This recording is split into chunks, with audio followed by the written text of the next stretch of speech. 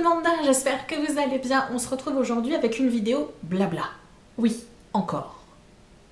Je préfère le signaler. Comme ça, il n'y aura pas de déçus. Je vais parler avec vous aujourd'hui de fibromyalgie. Et oui, il était temps. Je vous en ai un peu parlé dans d'autres vidéos, je vous en ai un peu parlé sur Facebook et j'en parle beaucoup sur Instagram.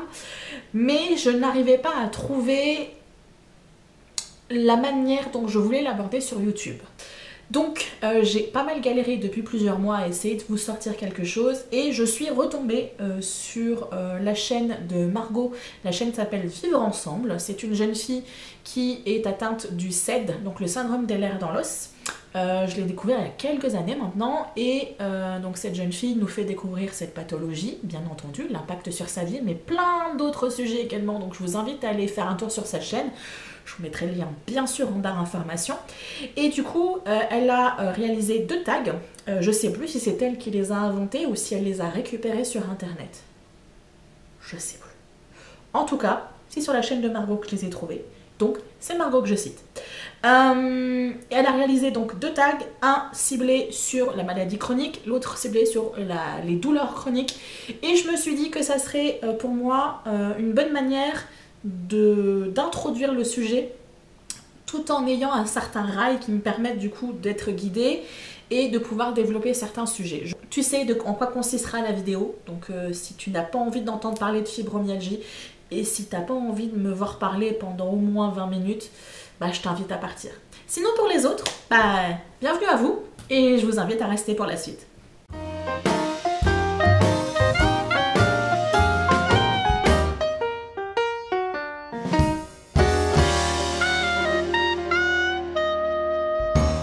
Si vous me voyez de temps en temps regarder en bas, c'est pas que je suis devenue tout d'un coup timide en face de ma caméra, c'est que j'ai mon petit Chromebook avec les petites questions afin de pouvoir répondre facilement. Voilà, ceci étant dit, on va pouvoir attaquer la première question. Quelle est ta maladie chronique? Donc déjà, on va définir ce que c'est qu'une maladie chronique. Une maladie chronique, c'est une maladie qui perdure dans le temps. On va très souvent dire qu'une maladie chronique devient chronique à partir du moment où les symptômes sont là, au moins depuis 3 mois, sinon 6 mois. Voilà. Bon, étant donné qu'on compte en années, on est sur une maladie chronique. Voilà. Donc moi, c'est la fibromyalgie, ou syndrome fibromyalgique, ou tendance fibromyalgique, ou syndrome du malade imaginaire. Non. Le dernier, c'est moi qui le rajoute. C'est un petit peu la sensation que l'on peut avoir face au corps médical. Mais j'avoue, effectivement, si on se met à la place des médecins, c'est très délicat de diagnostiquer une personne fibromyalgique. En général, on fait un diagnostic par défaut. C'est-à-dire que vous rentrez dans aucune autre case, bah il reste ça. Voilà. C'est une pathologie qui est effectivement délicate parce qu'il n'y a pas de symptômes fixes. Vous pouvez avoir 10 fibromyalgiques et 10 personnes qui vont vous raconter un portrait de symptômes qui ne sera pas forcément identique. Donc je pense qu'effectivement pour les médecins c'est assez délicat. Il n'y a pas de protocole spécifique qui permette de faire un diagnostic clair de la fibromyalgie. Mais il y a aussi le fait que voilà, il y a une méconnaissance de cette pathologie et je pense parfois une mauvaise foi de certains médecins qui ne veulent pas revenir un peu sur les idées qu'ils avaient par rapport à cette pathologie et qui continuent à persister en disant que c'est une maladie de gens un peu trop sensibles, etc. Donc, c'est délicat. Par contre, moi je vais vous parler de ce que c'est que la fibromyalgie pour moi, personnellement, quels sont les symptômes qui sont les plus récurrents. Alors, je vous ai récupéré, juste pour pouvoir faire ma vidéo, je vous ai récupéré le diagramme que j'avais fait quand j'ai fait mon parcours pour faire un licenciement pour inaptitude suite à ma fibromyalgie et me faire reconnaître par la sécu, invalidité, tout le pataquès. J'avais tellement de choses à indiquer que du coup je m'étais fait un petit diagramme. Même mon médecin avait trouvé ça génial, donc elle l'avait récupéré.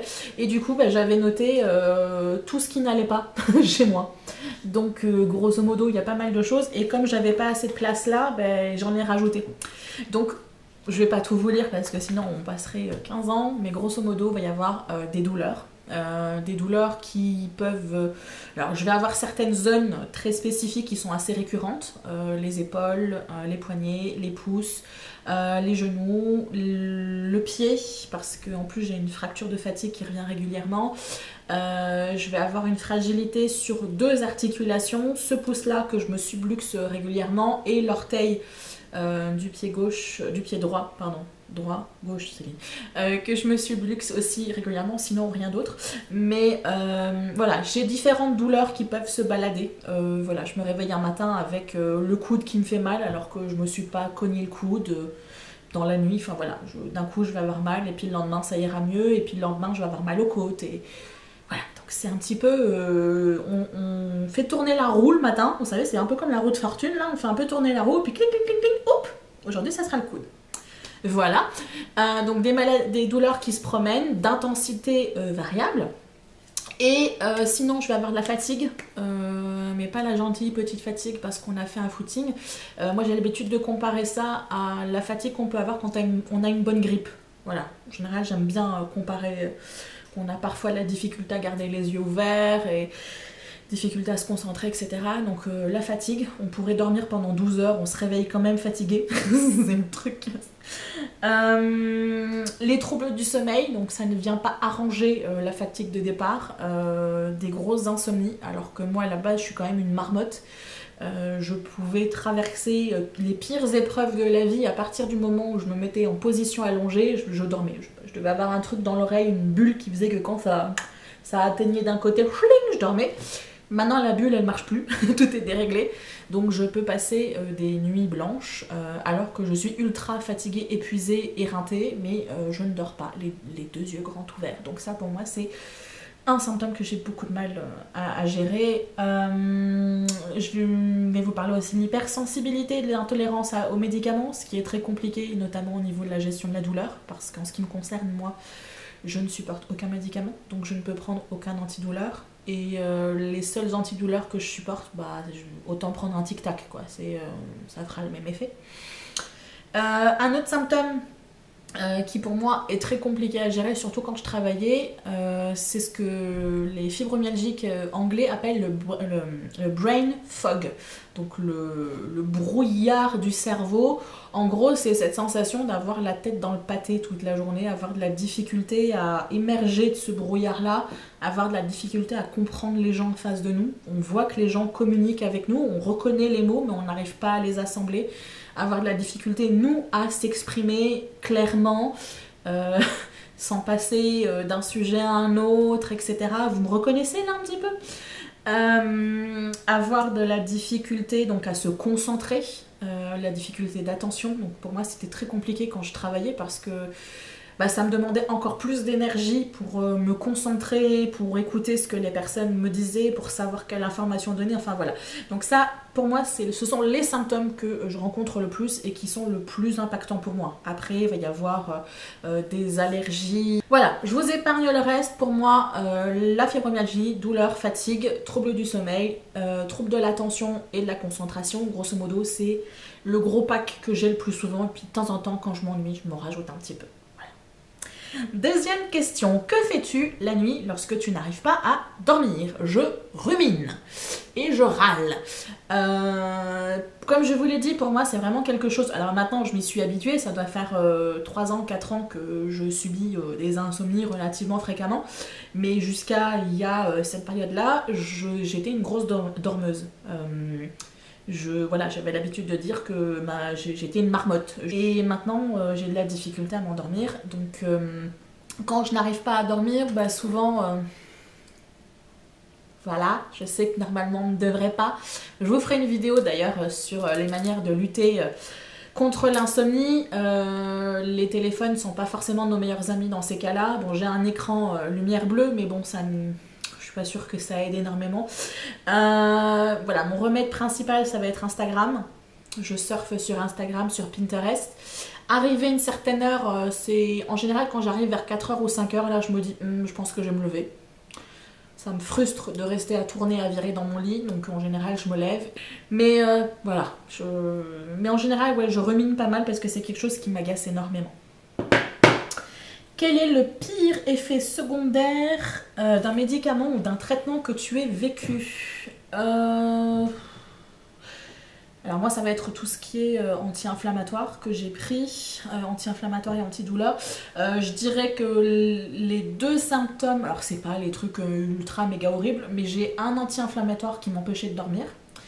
Et donc il a fallu, au bout de 4 jours, j'ai arrêté de le prendre parce que j'ai appelé mon médecin au secours parce que je n'avais pas dormi en 4 jours. Donc voilà, vous vous rappelez, marmotte, voilà, la marmotte elle s'était un peu pendue. Donc ça, et sinon après ça va être des pathologies, des difficultés au niveau digestif, donc perte de l'appétit, difficulté à garder des aliments dans son corps. Voilà, je vous fais pas de dessin. Mais sinon voilà, j'ai pas vécu de trucs chelous. Mais c'est assez violent quand même pour moi parce que du coup ça me détraque. Par exemple, le trouble de l'appétit, c'est quelque chose qui m'est resté. Je n'ai que très rarement la sensation de faim. C'est-à-dire que si à un moment donné, je regarde pas l'heure pour me dire « Hey, il est midi, il faut manger », et ben je pourrais passer la journée sans manger. Je n'ai pas cette alarme en fait. Et ça, c'est suite à une prise d'anti-inflammatoire. Donc voilà. Mais sinon, j'ai pas de trucs chelous, genre les ongles qui deviennent noirs, ma peau qui se décolle, etc. Donc, de ce côté-là, je suis tranquille. Comment ton état a-t-il influencé ta santé psychique? Eh ben, elle l'a détraqué, ma santé psychique. Disons que, en fait, c'est les répercussions et réaliser que ce qui se passe est vraiment réel. C'est très compliqué à expliquer. Disons que moi, c'est souvent un peu en décalé, mes réactions. C'est-à-dire que le plus dur pour moi a été de réaliser que je n'étais plus capable de travailler.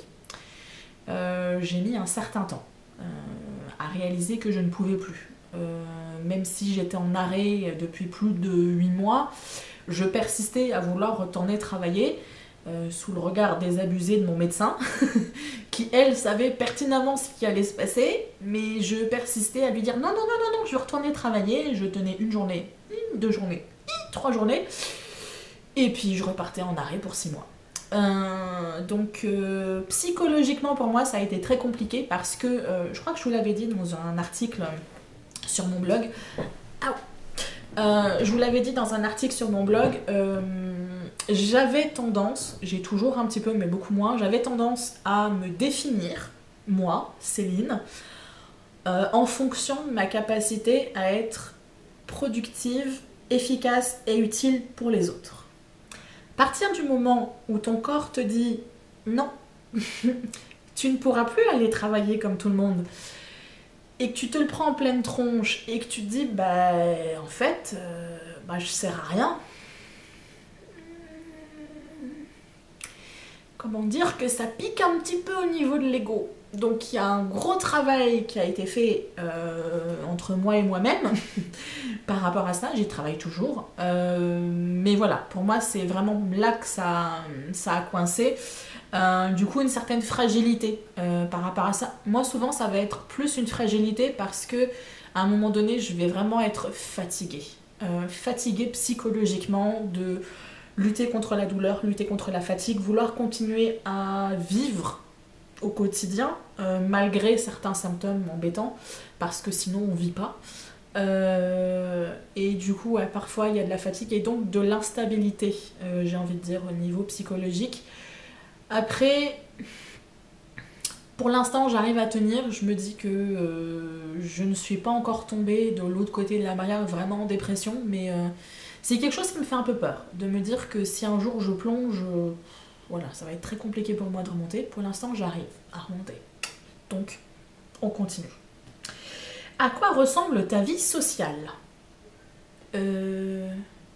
Ma relation avec la poilue, ça compte? Non, je rigole.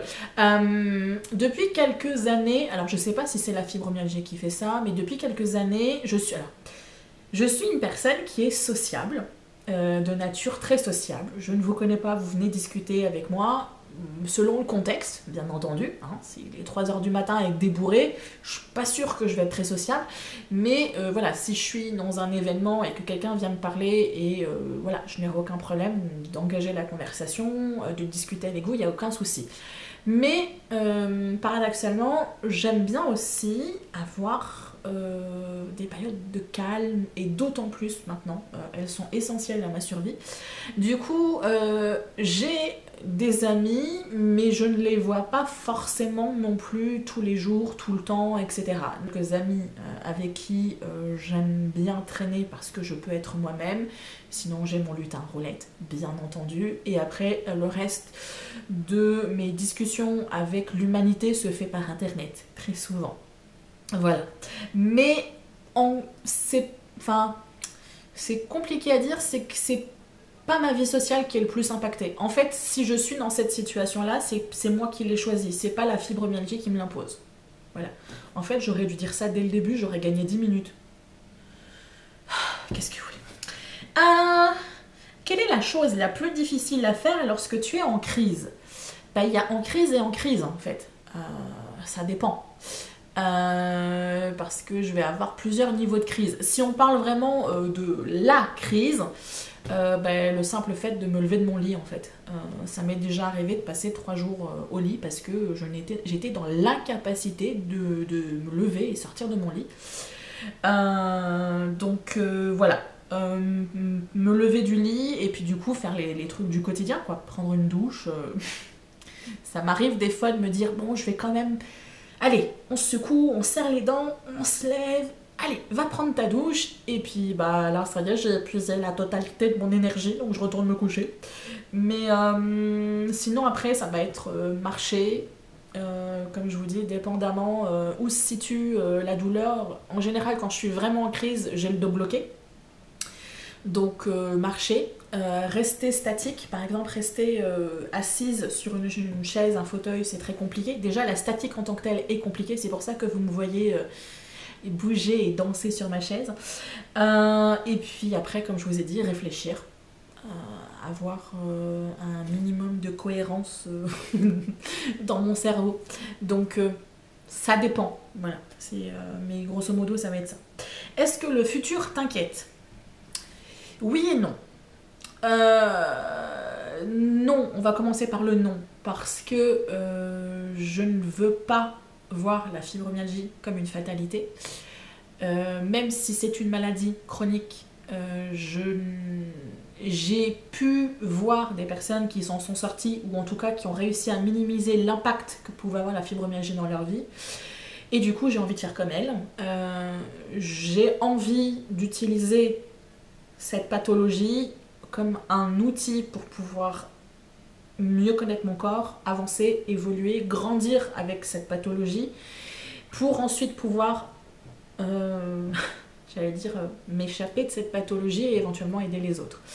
Et d'un autre côté, le futur me fait peur parce que malgré ce côté un peu fleur bleue, naïf, tout ce que vous voudrez, j'ai un côté très pragmatique et dans la société actuelle, c'est délicat de vivre sans travail et c'est délicat de vivre avec simplement 630 € de pension d'invalidité.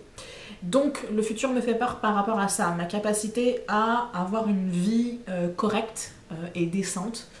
Mais voilà, c'est un processus, c'est un travail. Comme je vous dis, la fibromyalgie m'impose a un peu détruit l'image que j'avais de moi, qui était de toute façon faussée, et m'oblige à me reconstruire, à redécouvrir ce que j'aime vraiment, ce que j'ai vraiment envie de faire, etc. Donc c'est tout un processus qui est très compliqué, qui fait que j'oscille entre optimisme, envie de foncer, et pessimisme et peur d'avancer. Voilà, j'oscille entre les deux. Donc, quelle est ta nourriture doudou préférée ? Alors, quand je suis vraiment en crise, c'est pas de la nourriture. On va plutôt parler de liquide. Donc, j'en ai un sous le pif, ça va être le coca. Je sais que c'est pas quelque chose qui est bon pour l'organisme, mais il s'avère que, notamment quand je vous parlais de l'anti-inflammatoire qui m'avait complètement détraqué au niveau de l'appétit, que rien ne restait dans mon corps, mais la seule chose qui restait c'était le coca. Donc tant qu'à avoir un peu de sucre dans l'organisme, je me suis habituée à boire le coca, et après c'est quelque chose qui est resté parce que il y a aussi cette caféine, ce coup de fouet que ça me donne et qui me permet de tenir parfois sur mes journées. Et sinon, l'autre boisson doudou, ça va être le thé chai, que je fais soit chez moi, soit au Starbucks. Ça me donne j'allais dire l'excuse de sortir un peu de chez moi et puis d'aller travailler dans un contexte un peu différent. Du coup, c'est vraiment les deux choses. Sinon, après, je vais pas avoir de la nourriture en tant que telle. La nourriture devient...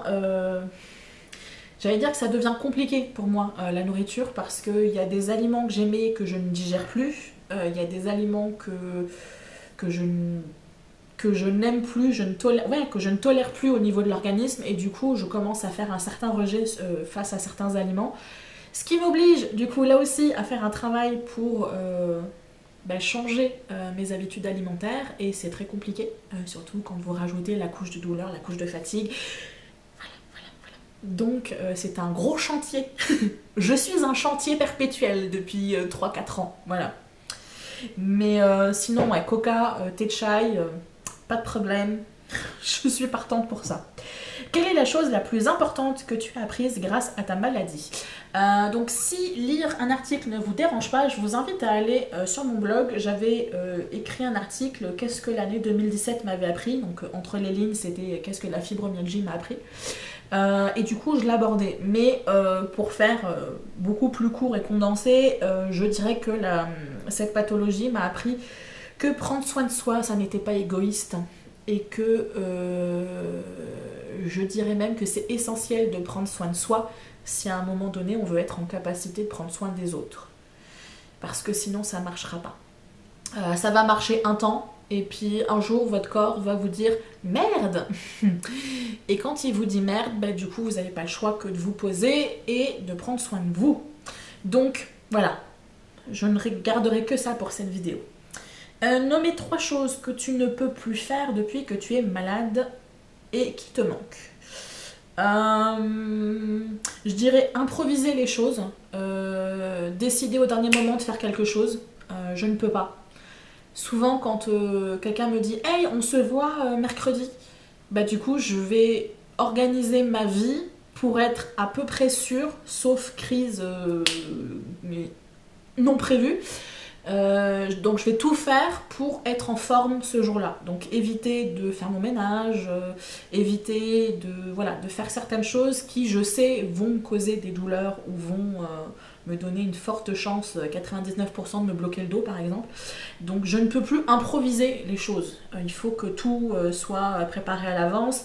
Si je décide de... Voilà, par exemple, je vais vous donner un exemple concret. J'ai envie d'aller à l'océan. J'habite pas très loin de l'océan, je suis à 1 heure et demie de l'océan. Mais du coup, pour moi, c'est compliqué parce que bon, je n'ai pas de voiture. Je pourrais en louer une, mais je suis pas sûre de pouvoir faire le trajet par rapport à mes douleurs. Ou en tout cas, je pense pouvoir faire l'aller, mais je suis pas sûre de pouvoir faire le retour. C'est compliqué. Je me dis, je vais prendre le bus, mais du coup, est-ce que le bus, il va me lâcher assez près de la plage pour que je n'ai pas trop à marcher? Voilà, il y a plein de paramètres qui entrent en ligne de compte, et du coup, tout doit être plus ou moins planifié ou prévu, programmé, anticipé à l'avance. Donc, l'improvisation n'est plus trop de mon quotidien. Sinon, deuxième chose, marcher. Ça paraît bête comme ça, mais j'aime bien marcher. J'aime bien me balader, mais je ne peux plus le faire, ça devient compliqué. Et ça devient d'autant plus compliqué que c'est un cercle vicieux, c'est-à-dire que je ne peux pas le faire, par exemple, pendant un mois, parce que pendant un mois, je suis en crise.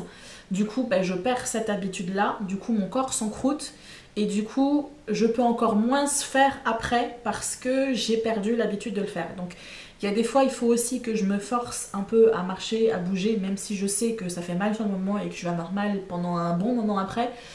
Mais je peux plus aller, par exemple, j'avais l'habitude d'aller avec mon père, mon lutin à roulettes, on allait à la foire internationale de Bordeaux. Donc c'est une foire, c'est un événement où il y a des stands de plein de pays, il y a plein de choses à découvrir, etc. Donc ça c'était quelque chose que j'adorais faire. On y passait une journée et on se faisait le grand bâtiment qui fait pratiquement 1,2 km je crois de long. On se le faisait en long, en large et en travers. Là ça doit faire 4 ans que je le fais pas parce que je serais incapable de pouvoir marcher, de pouvoir... déambuler, enfin voilà, ça serait juste une catastrophe. Donc pour ça, ça me manque un peu. Marcher, avoir ma liberté de pouvoir me déplacer comme je veux. Et du coup, en troisième, je dirais pouvoir être avec du monde tout le temps. Comme je vous l'ai dit tout à l'heure, je suis une personne qui est assez sociable, même si je n'ai pas un cercle d'amis de 500 personnes. Je suis une personne qui est assez sociable, qui aime bien discuter avec les gens, etc. Mais les interactions, là ça va faire la fille, mais super asociale de base. Les interactions avec les gens m'épuisent en fait. C'est-à-dire que le simple fait d'interagir avec quelqu'un, du coup de vraiment me concentrer pour comprendre ce que la personne dit, me concentrer pour avoir un discours qui est à peu près cohérent et que je vais pas passer du coq à l'âne et que voilà, avoir un discours qui est assez structuré, ça me prend énormément d'énergie en fait. Et puis souvent, je vais faire plus que ce que je ferais si j'étais toute seule. Imaginons, je vais sortir avec quelqu'un, je vais marcher beaucoup plus que si je marchais toute seule parce que j'ai pas envie que la personne avec qui je suis soit obligée de se restreindre dans les choses qu'elle a envie de faire parce que je suis avec elle. Donc du coup voilà, c'est encore une fois il y a cette histoire aussi d'improvisation, de sortir comme ça parce qu'on en a envie et tout. Tout est un peu cadré, tout est un peu pensé. Les gens qui sont avec moi savent que c'est soit vous venez chez moi, soit... et encore, il faut que je sois en forme parce que sinon c'est niet, nada, t'y penses même pas. Soit on va rester très proche. C'est pour ça que souvent je suis au Starbucks parce que le Starbucks il est pas loin, il est dans le rayon de mes capacités et que ça me permet de sortir un peu quand même, de voir du monde, voilà. De pas rester enfermée chez moi. Mais... voilà, c'est les 3 choses, je pense, qui me manquent le plus. Voilà. À quel âge as-tu commencé à ressentir des symptômes?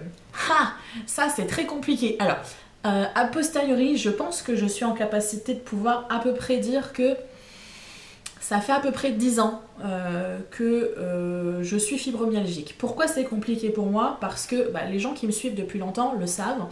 À la base, en dehors de la fibromyalgie, j'ai un problème à la hanche. C'est ce que j'appelle mon défaut de fabrication. C'est-à-dire que j'ai eu une luxation à la naissance qui n'a pas été décelée, sinon c'est pas drôle. Donc du coup, blablabla, je me suis déboîté la hanche, usé 2 cm 8, j'ai été opérée, vis dans la hanche, blablabla. J'ai eu 4 ou 5, 6 opérations, je sais plus. J'ai été opérée.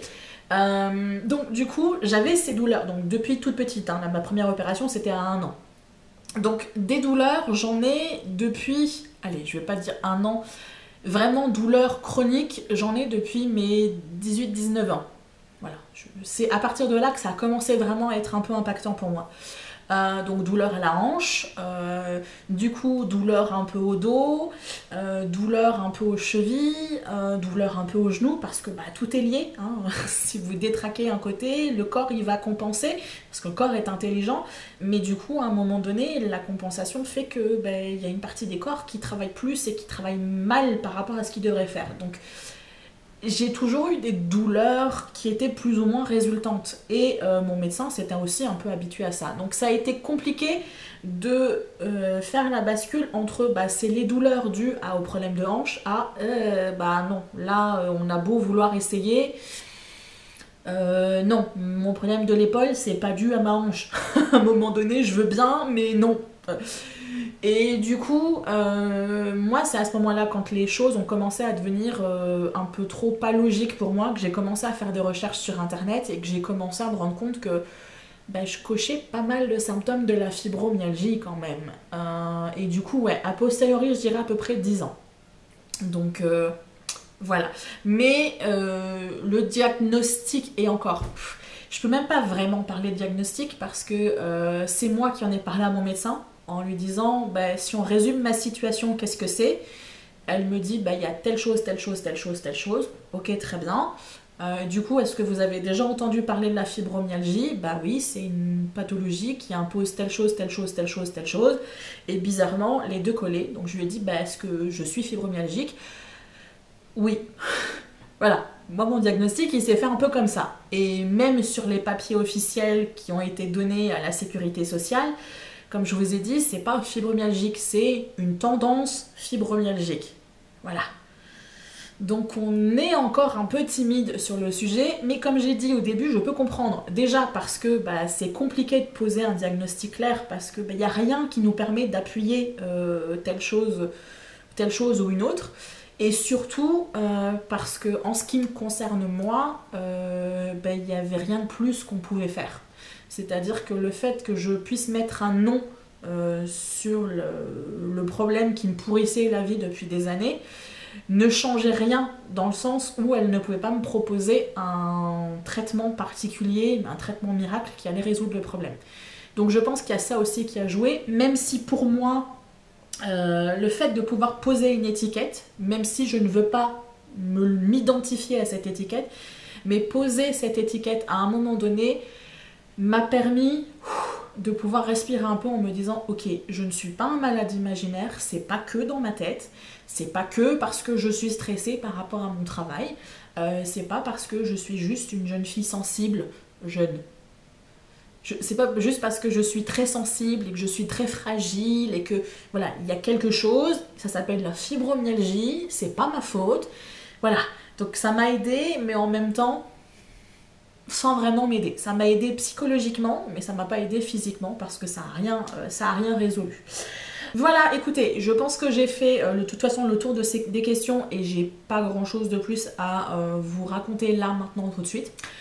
Du coup, bah, c'est à votre tour. N'hésitez pas dans les commentaires si vous avez envie soit à me poser des questions éventuellement ou à échanger éventuellement votre propre expérience si vous êtes une personne qui est fibromyalgique ou une autre pathologie chronique, parce que moi je vous parle de celle-là, mais il y a beaucoup d'autres pathologies chroniques comme syndrome des lèvres dans l'os que j'abordais tout à l'heure par rapport à la chaîne de Margot, mais vous avez d'autres pathologies, donc n'hésitez pas à échanger sur votre expérience et votre vie dans les commentaires. Sur ce, je vous dis à très très bientôt et d'ici là, faites attention à vous. Bye bye!